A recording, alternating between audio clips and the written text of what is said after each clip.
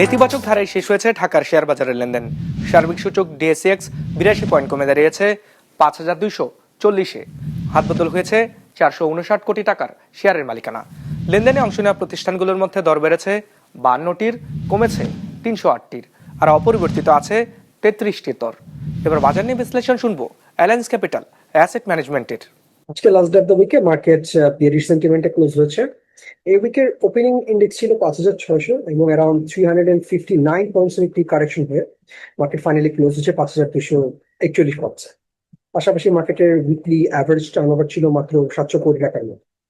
পার্সেন্টেজের দিক থেকে আজকে 14% কোম্পানির প্রাইস বাড়তে দেখা গিয়েছে, মাত্র কমেছে অলমোস্ট 78%-এর, এবং অপরিবর্তিত ছিল মাত্র 8% কোম্পানির প্রাইস।